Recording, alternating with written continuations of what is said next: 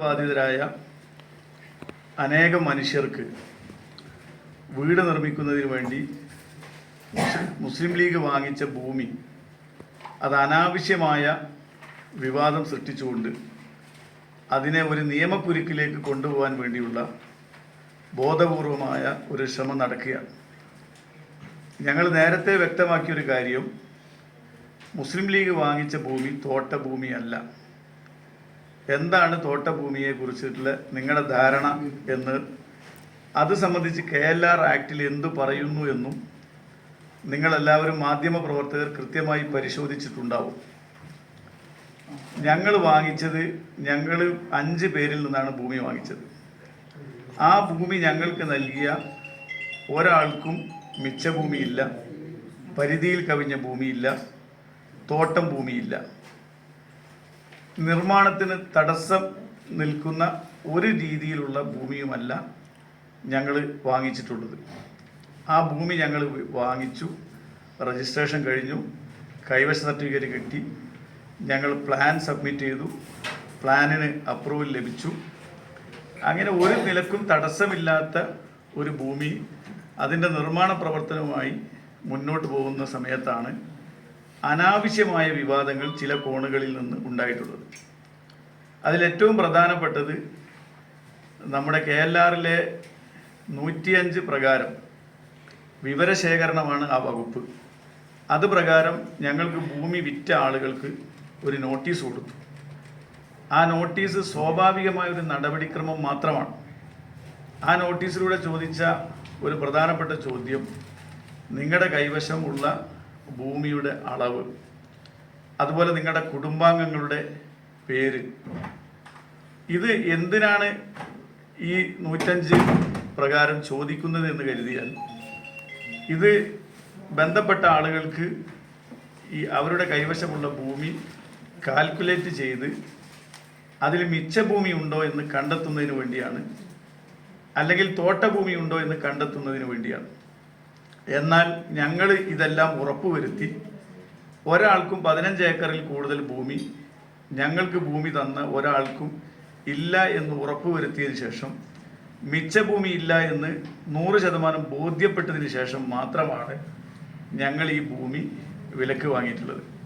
അപ്പോൾ സ്വാഭാവികമായിട്ടും ഈ ലാൻഡ് ബോർഡ് ഈ ബന്ധപ്പെട്ട ആളുകളോട്, അല്ലെങ്കിൽ ഭൂമി വിറ്റ ആളുകളോട് ഒരു വിവരശേഖരണം മാത്രമാണ് നടത്തിയിട്ടുള്ളത്. ആ വിവരശേഖരണത്തിന് അവർക്ക് നൽകിയിട്ടുള്ള ചോദ്യം, ആ ചോദ്യത്തിന് അവർ വളരെ കൃത്യമായി മറുപടിയും കൊടുത്തിട്ടുണ്ട്. അതിലൊരു ചോദ്യമായിരുന്നു, നിങ്ങൾ ഭൂമി തരം മാറ്റിയിട്ടുണ്ടോ എന്നുള്ളത്.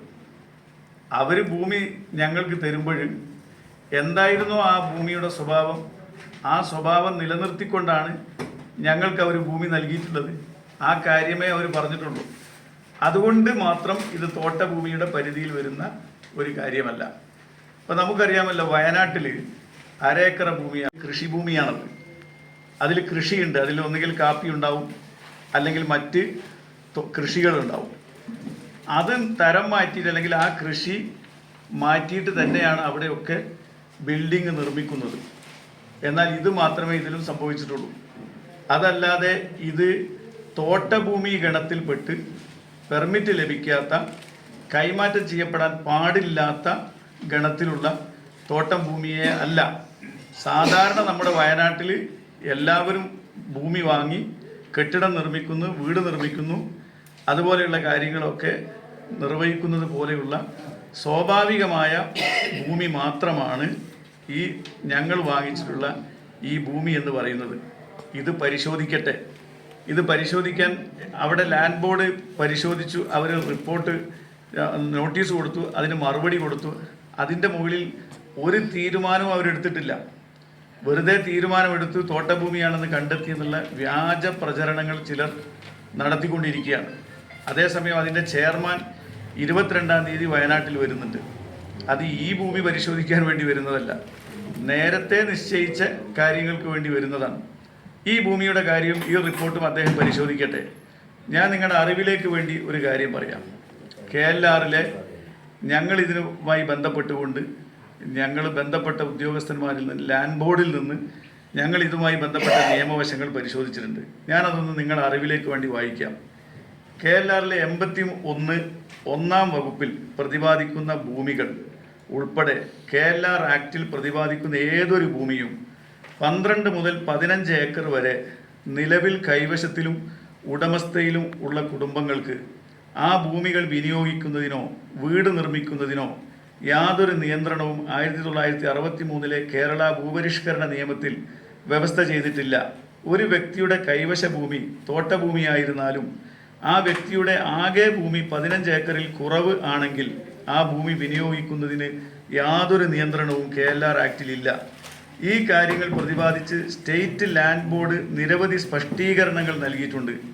KLR സർട്ടിഫിക്കറ്റ് എന്ന പേരിലുള്ള ഒരു സർട്ടിഫിക്കറ്റ് ഭൂമിയുടെ വിനിയോഗവുമായി ബന്ധപ്പെട്ട് വാങ്ങണമെന്ന നിർദ്ദേശം സ്റ്റേറ്റ് ലാൻഡ് ബോർഡ് നൽകിയിട്ടില്ല എന്നും അറിയിച്ചിട്ടുണ്ട്.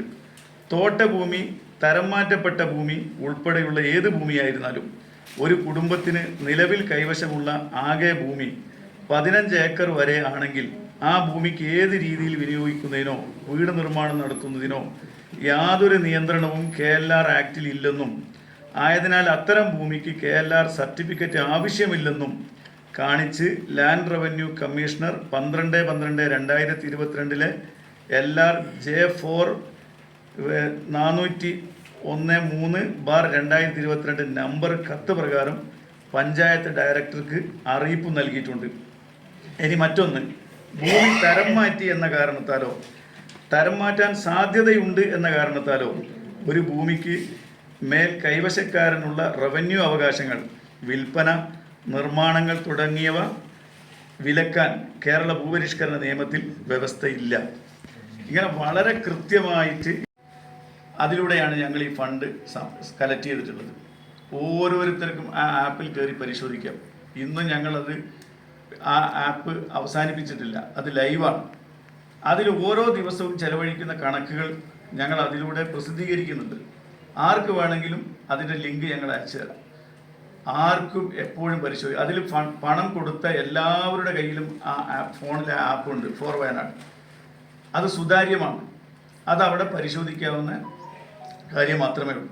പിന്നെ മറ്റൊരു പ്രധാനപ്പെട്ട കാര്യം, ഈ KT ജലീൽ എന്ന് പറയുന്ന വ്യക്തി, നിങ്ങൾക്കറിയാമല്ലോ, ഇത്രയും വലിയൊരു മഹാദുരന്തം നമ്മുടെ നാട്ടിലുണ്ടായിട്ട് കക്ഷി രാഷ്ട്രീയ ഭേദമന്യേ ഒരുപാട് നേതാക്കന്മാർ, ജനപ്രതിനിധികളാവട്ടെ, MP-മാരും MLA-മാരും മന്ത്രിമാരും അതുപോലെ പല സംഘടനാ രാഷ്ട്രീയ നേതാക്കന്മാരും എല്ലാവരും ആ ദുരന്തമുഖത്ത് വന്ന് ഈ നിരാലംബരായിരിക്കുന്ന മനുഷ്യരുടെ ചേർത്ത് പിടിച്ച് അവരുടെ പ്രയാസത്തിൽ മഴ കൊണ്ട് അവിടെ ദിവസങ്ങളോളം ചെലവഴിച്ചവരാണ്. 1 മണിക്കൂർ KT ജലീൽ ആ ദുരന്തമുഖത്ത് നിങ്ങൾ ആരെങ്കിലും കണ്ടിട്ടുണ്ടോ? നിങ്ങളെല്ലാവരും ആ സമയത്ത് അവിടെ ഉള്ള ആളുകളാണല്ലോ.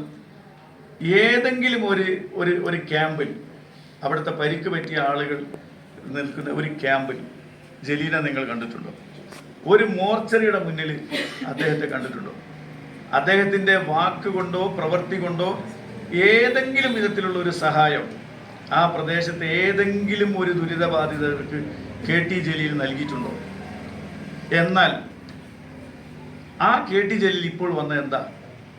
മുസ്ലിം ലീഗ് അവിടെ ഒരുപാട് കാര്യങ്ങൾ ചെയ്തിട്ടുണ്ട്, ഞങ്ങൾ ആവർത്തിക്കേണ്ടതില്ല, നിങ്ങൾക്കറിയാം.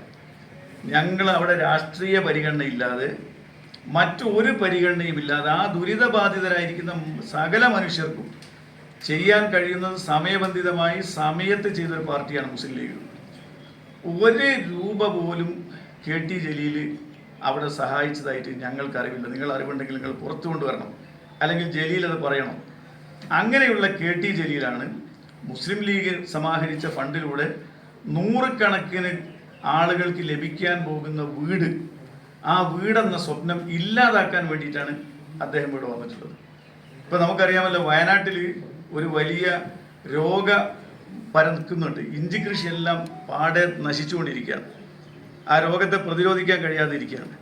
അങ്ങനെയുള്ള ഒരു കീട മാത്രമാണ് KT ജലീൽ എന്ന് പറയുന്നത്. അദ്ദേഹം ഇവിടെ വന്ന് നടത്തിയിട്ടുള്ള അദ്ദേഹത്തിൻ്റെ പത്രസമ്മേളനം, അദ്ദേഹത്തിൻ്റെ ജൽപ്പനങ്ങൾ, അത് ആ പ്രദേശത്ത് മാരകമായ രീതിയിലുള്ള ഒരു കീടനാശിനി പോലെ, ഒരു കീടബാധയായിട്ട് പരിണമിച്ചു എന്നല്ലാതെ ഒരു ഉപകാരവും അദ്ദേഹത്തിൻ്റെ സന്ദർശനം കൊണ്ടുണ്ടായിട്ടില്ല. ഞാൻ ചോദിക്കട്ടെ, അദ്ദേഹം വന്നത് എന്തിനാ? അദ്ദേഹം വന്നത് മീനങ്ങാടി ഗ്രാമപഞ്ചായത്തിലേക്ക് UDFന്റെ ഭരണസമിതിക്കെതിരെ LDF നടത്തിയ ഒരു സമരം ഉദ്ഘാടനം ചെയ്യാനാണ് അദ്ദേഹം വന്നിട്ടുള്ളത്. 5 മിനിറ്റ് പോലും ആ സമരത്തിന് ആധാരമായ കാര്യങ്ങൾ KT ജലീൽ സംസാരിച്ചിട്ടില്ല. അദ്ദേഹത്തിൻ്റെ പ്രസംഗത്തിൻ്റെ 95% അദ്ദേഹം വിനിയോഗിച്ചത് മുസ്ലിം ലീഗിനെതിരെയും മുസ്ലിം ലീഗ് നടത്തുന്ന ഈ പുനരധിവാസ പദ്ധതിക്കെതിരെയുമാണ്. അത് കേട്ട ഒരാൾ ഞങ്ങളോട് സംസാരിച്ചത്, ഇവിടെ മുസ്ലിം ലീഗിൻ്റെ പുനരധിവാസ പദ്ധതിക്കെതിരെയാണ് മീനങ്ങാടി പഞ്ചായത്തിലേക്ക് LDF മാർച്ച് നടത്തിയത് എന്ന് സംശയിച്ചു പോകുന്ന രീതിയിലാണ് അദ്ദേഹത്തിൻ്റെ പ്രസംഗം അവിടെ ഉണ്ടായത്. മാതൃഭൂമി വാങ്ങിച്ച തോട്ടഭൂമി ആരാ തരമാറ്റി കൊടുത്തിട്ടുള്ളത്? സർക്കാർ. ഞങ്ങൾ സർക്കാരിനോട് ഇത് നേരത്തെ പറഞ്ഞതാണ്. സർക്കാരിനോട് ഞങ്ങൾ ആവശ്യപ്പെട്ടത് എന്താ? എല്ലാവർക്കും 1030 വീടുകൾ സന്നദ്ധ സംഘടനകൾ പ്രഖ്യാപിച്ചിരുന്നു. സർക്കാർ ചെയ്യേണ്ടത് എന്തായിരുന്നു? ഈ മാതൃഭൂമിയിൽ എല്ലാവരും സന്നദ്ധ സംഘടനകളാണല്ലോ വീട് നിർമ്മിച്ചു കൊടുത്തിട്ടുള്ളത്. 4 ലക്ഷം രൂപ മാത്രമാണ് ആ പുത്തുമലയിലെ എല്ലാം നഷ്ടപ്പെട്ട കുടുംബത്തിന് സർക്കാർ കൊടുത്തത്. 4 ലക്ഷം രൂപയാണ്. ഭൂമി വാങ്ങിയത് മാതൃഭൂമിയാണ്. അതിൽ വീട് വെച്ചു കൊടുത്തത് മലബാർ ഗോൾഡ് ഉൾപ്പെടെയുള്ള മറ്റ് സന്നദ്ധ സംഘടനകളെല്ലാം ചേർന്നിട്ടാണ് അതിൽ വീട് നിർമ്മിച്ചു കൊടുത്തിട്ടുള്ളത്. 4 ലക്ഷം സർക്കാരും 4 ലക്ഷം സന്നദ്ധ സംഘടനകളും 8 ലക്ഷം രൂപയുടെ വീടാണ് പുത്തുമലയിൽ നിർമ്മിച്ചു കൊടുക്കുന്നത്. ഇന്ന് ആ വീടിൻ്റെ അവസ്ഥ എന്താണ്? അവിടെ പോയി പരിശോധിക്കുന്ന ഏതൊരാൾക്കും അറിയാൻ പറ്റും, ആ വീട് ഇന്ന് ചോർന്നൊലിക്കുകയാണ്. അവിടെ താമസയോഗ്യമായ വീടല്ലാതായി മാറിയിരിക്കുകയാണ്. അപ്പം ഇതിന് സർക്കാർ മറുപടി പറയണ്ടേ? അപ്പോൾ പുത്തുമലയിലെ ദുരന്തത്തിന് സർക്കാർ ഭൂമി തരമാറ്റി കൊടുത്തു. ഞങ്ങൾ സർക്കാരിനെ സമീപിച്ചിട്ടില്ല എന്നാണ് ഒരു ആക്ഷേപം ഇവിടെ ഉയർന്നു വന്നത്. ഈ ഭൂമിക്ക് വേണ്ടി അല്ലെങ്കിൽ ബിൽഡിംഗ് പെർമിറ്റിന് വേണ്ടിയോ മറ്റെന്തെങ്കിലും നടപടിക്രമങ്ങൾക്ക് വേണ്ടിയിട്ടോ സർക്കാരിനെ സമീപിക്കേണ്ട ആവശ്യമില്ല. നിലവിലെ ചട്ടങ്ങളും നിയമങ്ങളും വ്യവസ്ഥകളും അനുസരിച്ച് ഞങ്ങൾക്ക് പെർമിറ്റ് ലഭിക്കാവുന്ന ഭൂമി മാത്രമാണ്. അതുകൊണ്ടാണ് ഞങ്ങൾ സർക്കാരിനെ സമീപിക്കാത്തത്. പക്ഷേ ഈ സർക്കാർ ചെയ്യേണ്ടിയിരുന്നത് ഈ 1030 വീടുകളും ഈ സർക്കാർ ഏറ്റെടുത്ത 160 ഏക്കർ ഭൂമിയിൽ എൽസ്റ്റൺ എസ്റ്റേറ്റിൽ നിർമ്മിക്കാൻ വേണ്ടിയിട്ടുള്ള പ്രത്യേക സ്പേസ് അനുവദിച്ചു കൊടുത്തിരുന്നുവെങ്കിൽ എത്ര മനോഹരമാകുമായിരുന്നു. ഞങ്ങൾ സർക്കാരുമായി സഹകരിച്ചതാണല്ലോ. അതിനുവേണ്ടി 7 മാസക്കാലം ഞങ്ങൾ സർക്കാരിനെ കാത്തിരുന്നതാണല്ലോ. പക്ഷെ സർക്കാർ അവസാനം ഞങ്ങളോട് ആവശ്യപ്പെട്ടത് എന്താ? 1000 സ്ക്വയർ ഫീറ്റ് വീട്. ഈ 1000 സ്ക്വയർ ഫീറ്റ് എവിടെ നിന്ന് കിട്ടി സർക്കാരിന്? ഞങ്ങളാണ് ആദ്യം പ്രഖ്യാപിച്ചത്, ഞങ്ങൾ നിർമ്മിച്ചു കൊടുക്കുന്ന പുനരധിവാസ പദ്ധതിയിലെ വീട് മിനിമം 1000 സ്ക്വയർ ഫീറ്റ് വീടും അതേപോലെ തന്നെ 2000 സ്ക്വയർ ഫീറ്റ് നിർമ്മിക്കാൻ ആവശ്യമായ അടിത്തറയോട് കൂടിയിട്ടുള്ളതാണ് എന്ന് പറഞ്ഞപ്പോൾ സർക്കാർ അതിലേക്ക് വരിക ചെയ്തത്. സർക്കാരിൻ്റെത് 650-700 സ്ക്വയർ ഫീറ്റ് ആയിരുന്നു. സർക്കാർ ഞങ്ങൾ പ്രഖ്യാപിച്ചത് കൊണ്ടാണ് സർക്കാർ അതിലേക്ക് ഉയർന്നത്. അതുപോലെ തന്നെ എൽസ്റ്റൺ എസ്റ്റേറ്റിൻ്റെ ഭൂമിയുടെ വില ഇപ്പം ഇന്നലെ KT ജലീൽ ഇവിടെ പറഞ്ഞു, കോളനി സ്ഥാപിക്കാൻ വേണ്ടി ശ്രമിക്കുന്നതെന്ന് അദ്ദേഹം പറയുകയുണ്ടായി. മുസ്ലിം ലീഗിനെ കുറിച്ചിട്ട് അദ്ദേഹം പറഞ്ഞത് ഒരു വർഗീയ പരാമർശമാണ്. ഞങ്ങൾ ഒരിക്കൽ പോലും അങ്ങനെ ചിന്തിച്ചിട്ട് പോലുമില്ല. കാരണം ഞങ്ങൾ ഇക്കാര്യത്തിൽ സർക്കാരിൻ്റെ ലിസ്റ്റിനെയാണ് ഞങ്ങൾ അവലംബമാക്കിയിട്ടുള്ളത്. ഞങ്ങൾ ഒരാളുടെ വീട്ടിലേക്ക് ഞങ്ങൾ പോയിട്ടില്ല. നിങ്ങൾ ഞങ്ങളുടെ പദ്ധതിയിൽ ചേരണമെന്ന് പറഞ്ഞ് ഒരാളുടെ വീട്ടിലേക്ക് ഞങ്ങൾ പോയിട്ടില്ല. മറിച്ച് കഴിഞ്ഞ മാർച്ച് 1-ാം തീയതി ബഹുമാനായ പാണക്കാട് സയ്യിദ് സാദിഖ് അലി ശിഹാബ് തങ്ങളും PK കുഞ്ഞാലിക്കുട്ടി സാഹിബും പങ്കെടുത്ത ഈ പുത്തുമല മുണ്ടക്കൈ ചൂരൽമലയിലെ മുഴുവൻ ദുരിതബാധിതരും 650-ലധികം വരുന്ന കുടുംബങ്ങൾ ഒന്നിച്ച് പങ്കെടുത്ത ഒരു മഹാസദസ്സ്, പാർട്ടിയുടെ റിലീഫ് വിതരണം ചെയ്യുന്ന സദസ്സ്. ആ സദസ്സിലാണ് ആധികാരികമായിട്ടും ഔദ്യോഗികമായിട്ടും ഈ പദ്ധതിയിലേക്ക് അപേക്ഷ ക്ഷണിച്ച കാര്യം ഞങ്ങൾ പറയുന്നത്. അത് പ്രകാരം ഞങ്ങൾക്ക് ലഭിച്ച അപേക്ഷകൾ ഇവിടെ 2 ഓപ്ഷൻ ഉണ്ട്. ഒന്ന് സർക്കാർ ടൗൺഷിപ്പിൽ ചേരാം, സർക്കാരിൻ്റെ പുറത്ത് ചേരാം. പക്ഷേ ഇവിടെ സർക്കാരിൻ്റെ ലിസ്റ്റിലുള്ളവർ, അവിടെയാണ് നമ്മൾ പ്രധാനമായും ശ്രദ്ധിക്കേണ്ടത്. എല്ലാവർക്കും അപേക്ഷ തരാൻ കഴിയാത്തൊരു സാഹചര്യം ഇവിടെ ഉണ്ടായത്. സർക്കാർ ലിസ്റ്റിൽ 402 പേരെ ഉണ്ടായിരുന്നുള്ളൂ. ഇപ്പം 49 പേര് കൂടി വന്നിട്ടുണ്ട്. അപ്പോൾ 450ഓളം പേർ മാത്രമേ സർക്കാർ ലിസ്റ്റിൽ ഇടം പിടിച്ചിട്ടുള്ളൂ. ആ സർക്കാർ ലിസ്റ്റിൽ ഇടം പിടിച്ചവരിൽ നിന്നാണ് ഞങ്ങൾ അപേക്ഷ ക്ഷണിച്ചത്. അതിൽ നിന്ന് ഞങ്ങൾക്ക് കിട്ടിയ അപേക്ഷ എന്ന് പറയുന്നത് 87 അപേക്ഷ മാത്രമാണ്. ഞങ്ങൾ 100 വീടാണ് പ്രഖ്യാപിച്ചത്. ഞങ്ങൾ കുറച്ചുകൂടി ആളുകളെ ഞങ്ങൾ വെയിറ്റ് ചെയ്യുന്നുണ്ട്. അത് സർക്കാർ ലിസ്റ്റിൽ അവർ ഇടം പിടിക്കും. ഞങ്ങൾക്ക് അപേക്ഷ തന്ന ആളുകൾ സർക്കാർ ലിസ്റ്റിൽ ഇടം പിടിച്ചിട്ടില്ല. അത് സർക്കാർ ലിസ്റ്റിൽ ഇടം പിടിക്കുമ്പോൾ മാത്രമേ ഞങ്ങളത് പരിഗണിക്കുന്നുള്ളൂ. കാരണം സർക്കാർ ലിസ്റ്റിൽ 100% പരിഗണിക്കാൻ അർഹതയുള്ളവരാണ്. സർക്കാർ മാനദണ്ഡം മാറ്റേണ്ടതുണ്ട്. ആ മാനദണ്ഡം മാറ്റുമ്പോൾ അവർ സർക്കാർ ലിസ്റ്റിൻ്റെ ഭാഗമാവും. ഇപ്പം പുതിയ 39 ആൾ സർക്കാർ ലിസ്റ്റിലേക്ക് വന്നപ്പോൾ അതിൽ നിന്ന് ഞങ്ങൾക്ക് അപേക്ഷ തന്ന ജോലി സമ്പാദിച്ചത് അത് നിങ്ങൾ അതിനെക്കുറിച്ച് പഠിക്കണം. അപ്പോൾ മുസ്ലിം ലീഗിനെ ഉപയോഗിച്ച് അദ്ദേഹം മുസ്ലിം ലീഗിന് നിയന്ത്രണത്തിലുള്ള ഒരു കോളേജിൽ PSMO കോളേജിൽ ഒരു നയാ പൈസ പറയട്ടെ, മുസ്ലിം ലീഗിനെ അഴിമതിക്കാരായിട്ടാണല്ലോ മുസ്ലിം ലീഗിൻ്റെ നേതാക്കന്മാരെ ചിത്രീകരിക്കുന്നത്. അവിടെ KT ജലീൽ എന്ന് പറയുന്ന PSMO കോളേജിൽ അദ്ദേഹം ജോലി ചേരുമ്പോൾ അദ്ദേഹം ഡൊണേഷൻ കൊടുത്തിട്ടുണ്ടോ? ഡൊണേഷൻ അദ്ദേഹത്തോട് വാങ്ങിച്ചിട്ടുണ്ടോ? ആ PSMO കോളേജിൻ്റെ ചരിത്രം നിങ്ങൾ പഠിക്കണം. അവിടുത്തെ അധ്യാപക നിയമനത്തിൽ ഒരു പൈസ പോലും വാങ്ങാത്തൊരു സ്ഥാപനമാണത്. അപ്പോൾ അദ്ദേഹം അത് വാങ്ങിയതിന് ശേഷം അദ്ദേഹത്തിന് ജില്ലാ പഞ്ചായത്ത് മെമ്പറാവണം. ജില്ലാ പഞ്ചായത്ത് മെമ്പറായി. അത് കഴിഞ്ഞപ്പോൾ പിന്നെ അദ്ദേഹത്തിന് MLA ആവണം. MLA ആവാനുള്ളൊരു ഒരു അർഹത ഉണ്ടാവട്ടെ. ഒരാൾ പാർട്ടിയിൽ വന്ന് എല്ലാം ആയി ജോലി സമ്പാദിച്ച് അത് കഴിഞ്ഞ് ജില്ലാ പഞ്ചായത്ത് മെമ്പറായി. അത് കഴിഞ്ഞ് ഉടനെ തന്നെ അദ്ദേഹത്തിന് MLA ആവണം. അതിന് അർഹതയില്ലാത്ത ഒരു സന്ദർഭത്തിൽ MLA സ്ഥാനം ചോദിച്ചപ്പോൾ അദ്ദേഹം പാർട്ടിയെ തള്ളിപ്പറഞ്ഞ് പാർട്ടി നേതാക്കളെ കുറ്റപ്പെടുത്തി അദ്ദേഹം പാർട്ടിയിൽ നിന്ന് പോയി. സ്വാഭാവികമായിട്ടും CPM അദ്ദേഹത്തെ ചേർത്ത് പിടിച്ചു. ഒരു ഇടതുപക്ഷ സഹയാത്രികനായി അദ്ദേഹത്തെ വിജയിപ്പിച്ചു. അത് കഴിഞ്ഞ് ബഹുമാന്യനായ കേരളം ആദരിക്കുന്ന VS അച്യുതാനന്ദനെ പോലും അദ്ദേഹം ചെറുത്തില്ലേ, അദ്ദേഹം എതിർത്തില്ലേ? പിണറായി വിജയൻ നടത്തിയ ജാഥയിൽ ഏക അംഗം KT ജലീൽ മാത്രമായിരുന്നില്ലേ? അന്ന് VS അച്യുതാനന്ദനെ പിണറായിയുടെ എന്താ പറയുന്നത്, കിണറ്റിലെ ബക്കറ്റിലെ വെള്ളം എന്ന് VS അച്യുതാനന്ദനെ ഉപമിച്ചത് KT ജലീലല്ലായിരുന്നു. ആ ഉറുദു കവിത ബഹുമാന്യനായ ഇന്നത്തെ മുഖ്യമന്ത്രി പിണറായി വിജയന് പകർന്നു കൊടുത്തത് KT ജലീലല്ലായിരുന്നു. അങ്ങനെ പിണറായി വിജയന്റെ കൂടെ നിന്ന് VS അച്യുതാനന്ദനെ പോലും തള്ളിപ്പറഞ്ഞ് പിണറായിയെ ഉപയോഗപ്പെടുത്തി CPM-നെ ഉപയോഗപ്പെടുത്തി കിട്ടാവുന്ന സ്ഥാനമാനങ്ങളെല്ലാം നേടിയെടുത്ത് ഇടക്കാലത്ത് അദ്ദേഹം പൊതുപ്രവർത്തനങ്ങളൊക്കെ അവസാനിപ്പിച്ച് വീട്ടിൽ പോയിട്ട് പേരക്കുട്ടിക്ക് താരാട്ടി പാടി ഇരിക്കുകയായിരുന്നു. ആ സമയത്താണ് ഇവിടെ മുസ്ലിം ലീഗ് ഭൂമി എടുത്ത വിഷയം അദ്ദേഹത്തിന് കിട്ടുന്നത്. അതുകൊണ്ട് ലീഗിനെ 4 പഴി പറഞ്ഞ് ലീഗ് നേതാക്കളെ ചീത്ത വിളിച്ച് ഒന്നുകൂടി CPM-ന്റെ ഇഷ്ടക്കാരനായി മാറാൻ വേണ്ടിയിട്ടുള്ള ശ്രമം നടത്തുകയാണ്. ഞാൻ മനസ്സിലാക്കുന്നത് CPM പാർട്ടിയും ഇത് തിരിച്ചറിയും എന്ന് തന്നെയാണ്. ഒരു കാര്യം നിങ്ങൾ എഴുതി വെച്ചോളൂ, അദ്ദേഹത്തിന് നേടാവുന്നതെല്ലാം നേടിക്കഴിഞ്ഞു. ഇനി ഒന്നും നേടാനില്ല. ഇനി CPM-നെയും തള്ളി പറഞ്ഞുകൊണ്ട് അനധിവിദൂരമല്ലാത്തൊരു ഭാവിയിൽ അദ്ദേഹം CPM-ൽ നിന്നും പുറത്തു പോകും. അദ്ദേഹത്തിൻ്റെ നേച്ചർ അറിയാവുന്ന, സ്വഭാവം അറിയാവുന്ന ആളുകൾ. തൻ്റെ കാര്യലാഭത്തിന് വേണ്ടിയിട്ടുള്ള പൊതുപ്രവർത്തനം എന്നതിലപ്പുറം ഈ പൊതുസമൂഹത്തിന് എന്ത് നേട്ടമാണ് അദ്ദേഹത്തിൽ നിന്നുണ്ടായിട്ടുള്ളത്? അതുകൊണ്ട് അദ്ദേഹത്തിന് മറുപടി പറയാനുള്ളൊരു പത്രസമ്മേളനമായിട്ട് ഞങ്ങളിതിനെ ചെറുതാക്കുന്നില്ല. ഞങ്ങൾ ഈ മുസ്ലിം ലീഗ് എടുത്ത ഭൂമിയുമായി ബന്ധപ്പെട്ട വിഷയത്തിൻ്റെ ഒരു നിജസ്ഥിതി നിങ്ങളുടെ മുന്നിൽ വെക്കാനാണ്. പിന്നെ ഒരു കാര്യം കൂടി ഞങ്ങൾ ചോദിക്കുകയാണ്. മാധ്യമ സുഹൃത്തുക്കൾ എന്ന നിലക്ക് നിങ്ങൾ ഈ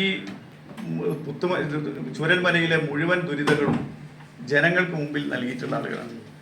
ആ പുനരധിവാസ പദ്ധതി യാഥാർത്ഥ്യമാക്കാൻ അത് തകർക്കുന്ന രീതിയിലുള്ള വ്യാജ പ്രചരണങ്ങളുടെ വക്താക്കളും പ്രയോക്താക്കളുമായി മാധ്യമ സുഹൃത്തുക്കൾ മാറരുത് എന്നാണ് ഞങ്ങൾക്ക് നിങ്ങളോട് വിനീതമായി അഭ്യർത്ഥിക്കുവാനുള്ളത്.